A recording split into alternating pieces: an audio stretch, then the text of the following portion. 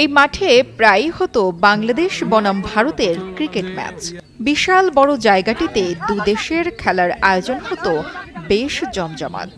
অসংখ্য দর্শনার্থীর উপস্থিতিতে দেওয়া হতো বিজয়ীদের হাতে পুরস্কার। তবে কালের বিবর্তনে সময়ের পরিবর্তন হলেও এখনো এই মাঠে আগের মতোই জমে ওঠে ক্রিকেট খেলা। নোম্যান্স ল্যান্ডের এই মাঠ মেহেরপুর মাঠ নামেই পরিচিত। ভারত সীমান্তে অবস্থিত হলেও পঞ্চগড়ের আটোয়ারী উপজেলার ধামর ইউনিয়নের সীমান্ত গ্রাম মেহেরপুরের শিশু কিশোরদের খেলার একমাত্র মাঠ এটি।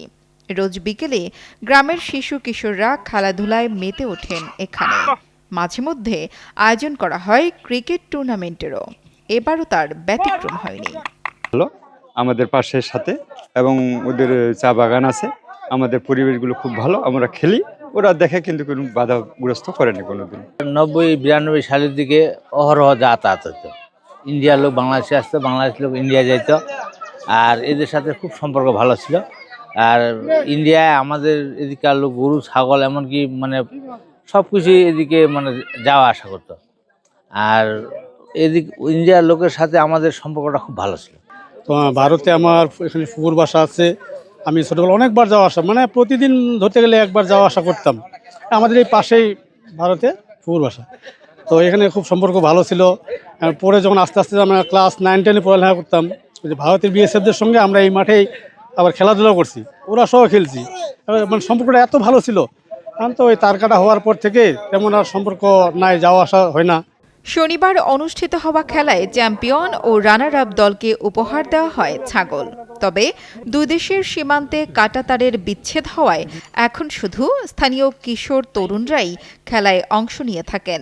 তবে আর কতদিন এই মাঠ ব্যবহার করতে পারবেন এই শঙ্কা সবসময় তাড়া করে স্থানীয় তরুণদের। আমাদের নিজস্ব কোনো মাঠ নাই, আমরা বাইরের দেশের মাঠে আসে খেলতেছি। যে ভারতের একটা মাঠে আসছি, এই মাঠের কোনো নিশ্চয়তা নাই আমাদের কখন থাকবে, কখন তারা এই মাঠের মধ্যে তাদের কোনো আবাদ করবে বা কোনো ক্ষেত নিয়ে আসবে, আমাদের কোনো নিশ্চয়তা নাই। আমরা যে সবসময় একটু পড়ালেখার পাশাপাশি খেলাধুলা করব, এরকম আমাদের সঠিক একটা মাঠ পাইতেছি না। যুব সমাজের উদ্যোগে দারুণ একটি ক্রিকেট টুর্নামেন্ট হয়েছে বর্ডারের শেষ প্রান্তে। তো আমরা চ্যাম্পিয়ন হয়েছি, আমাদের সকল প্লেয়ার ভালো খেলছে, ওদেরকে অনেক ধন্যবাদ। আসছে এখানকার মাঠ পরিবেশ সবকিছু অনেক ভালো, প্লাস এখানে বর্ডার এরিয়া, চা পাতার গাছগুলো আছে, মানে একান্তই ভালো একটা পরিবেশ।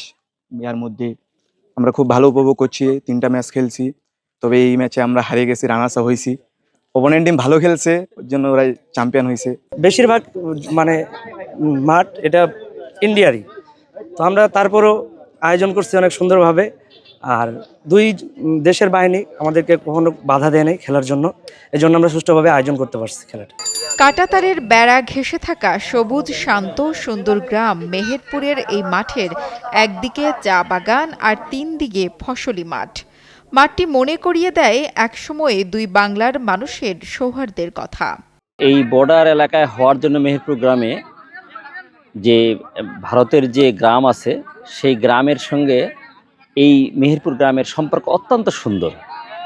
হ্যাঁ, এই আমরা এই পারের ছেলে বা ওই পারের ছেলে মিলে এইখানে যে ফাঁকা জায়গা থাকছিল, বিস্তীর্ণ মাঠ, সেই মাঠে ছেলে তারা সবসময় খেলাধুলা করতো। এবং মানে এটি আবার কৌতুকের মতো করেই বিষয়টি বলা যায় যে বাংলাদেশ ভারত খেলা হতো একসময় আর কি। শিশুরাই ওরা বলতো যে বাংলাদেশ ভারত খেলা হচ্ছে।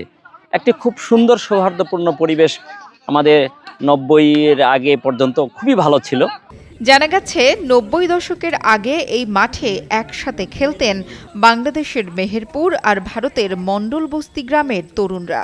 মাঝে মধ্যে তাদের সাথে যোগ দিতেন সীমান্তরক্ষী বাহিনীর সদস্যরাও। সামাজিক আচার অনুষ্ঠান পালা পর্বণে যাতায়াত ছিল তাদের। তবে 90-এর পরে কাঁটাতারের বেড়া নির্মাণের পর বন্ধ হয় যাতায়াত। পাশের গ্রামটিতে যেতেও এখন পাসপোর্ট ভিসা সহ যেতে হয় বহুদূর ঘুরে। তবে মাঠটি কাঁটাতারের এপারে থাকায় এখনও শিশু কিশোর খেলাধুলা করেন। বয়োজ্যেষ্ঠদের কাছে এই মাঠের স্মৃতি আজও অমলিন। মোহাম্মদ লুৎফুর রহমানের তথ্য ও ভিডিও চিত্রে ডেস্ক রিপোর্ট, কালের কণ্ঠ।